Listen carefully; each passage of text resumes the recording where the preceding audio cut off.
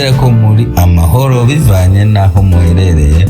Nanje ndi wa Mungu wanyu usanzwe nkorera ikinyamakuru Lily Vox TV, aho nongera ndakwibutsa ko nimba wewe utaragira subscribe, share, like, comment ko ushobora kugira subscribe kugira ngo tubandanye kugira umuryango wagutse hano kuri Lily Vox TV. Ni mu gihe tugiye kuvuga ku makuru ariko aravugwa mu gihugu cy'u Burundi, aho zari tariki 26 ukwezi kwa12 mu mwaka wa 2025 umukuru w'igihugu cyacu cy'u Burundi Evariste Ndayishimiye yashoboye kugiranira ikiganiro n'abamenyesha makuru bo mu gihugu cy'u Burundi, aho yashoboye gushikiriza byinshi bigiye bitandukanye ibi na biriya. Mu gihe muri kino kiganiro tuza kurabira hamwe ibyashikirizwe n'umushikiranganje, aho mu byo ajejwe harimo n'ikigega ca leta yaragize ibyashikirije ku bijanye n'isoko nkuru ya Bujumbura igiye gutangura kubakwa, aho yashoboye kuvuga ko leta yashoboye gushiramo imitahe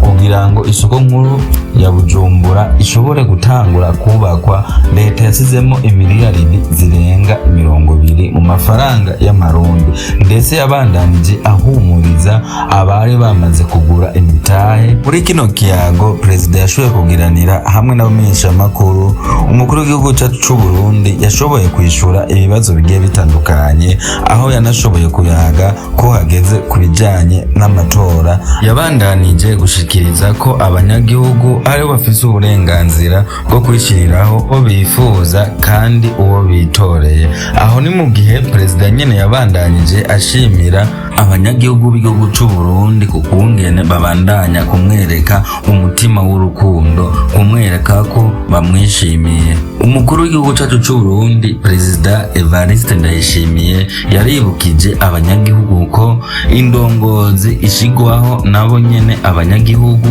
ndetse ko hariho n'abanyagihugu benshi cyane bifuza ko yo kwitoza mu matora y'umukuru w'igihugu yo mu mwaka wa 2027 azoba ariko abera mu gihugu cy'u Burundi. Ni mu gihe Perezida Evariste Ndayishimiye yabandanije ashimira abanyagihugu vimba mutima bw'urukundo babandanya kumwereka. Ndi Perezida Evariste Ndayishimiye yabandanije asaba abanyagihugu ati bandanya kunsengera, kunsabira ku Mana kugira ngo haze hagere mu mwaka wa 2027 mfise amagara meza, niho nzoshobora kumenya uko biko biragenda canke ico nzofata, ko nzoshobora kwitoza mu kibanza cy'umukuru w'igihugu canke ko ntazokwitoza. Mubandanye kunsengera, mubandanye kunsabira amagara meza ku Mana. Ni mu gihe umukuru w'igihugu yashoboye kwishura ku kibazo kijanye n'isanura ry'ibarabara rya Rumonge riva i Bujumbura rija mu Rumonge.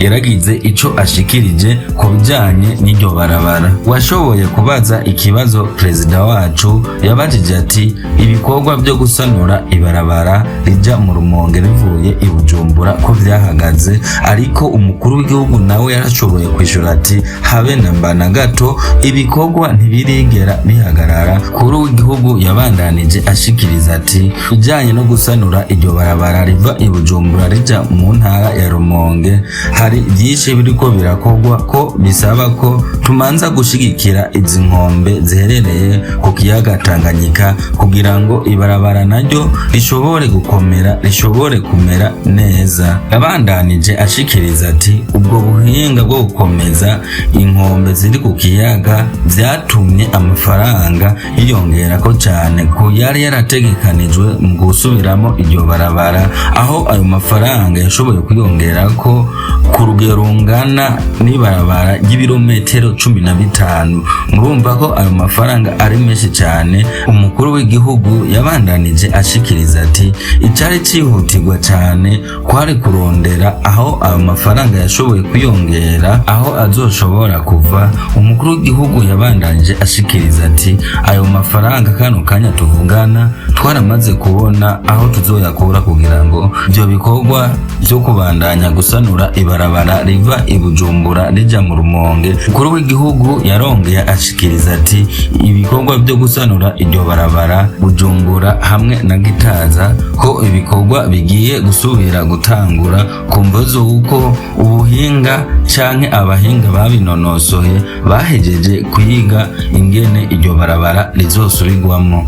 Ayo namwe mu majambo yashikirijwe n'umukuru w'igihugu igihe yariko akoresha ikiganiro n'abamenyeshamakuru mu gihugu c'u Burundi itariki 26 ukwezi kwa12 mu mwaka wa 2025.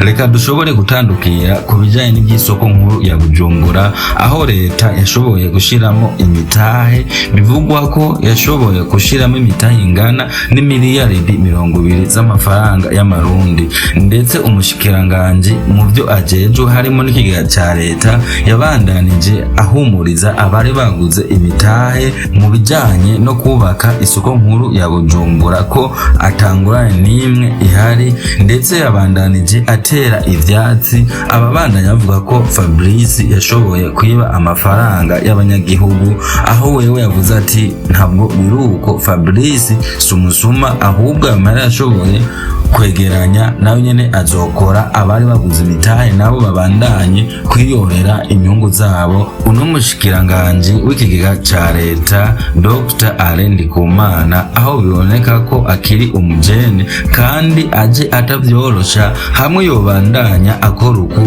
igihugu c'u Burundi canke mu bushikiranganje ajejwe bushobora gutera imbere ku ntambwe uwo ari we wese atigeze agishikanako. Guys, ikiganiro twabateguriye naha gishobore kurangirira, nongera ndagusaba wewe utaragira subscribe, share, like, comment ko bikora kugira ngo tubandanye kugira umuryango wagutse hano kuri Lilivox TV, kuri rwa rubuga rwanyu, ndetse nongera ndabashimira cyane kuri support mubandanya kuduhereza no kudushikira byimba mutima.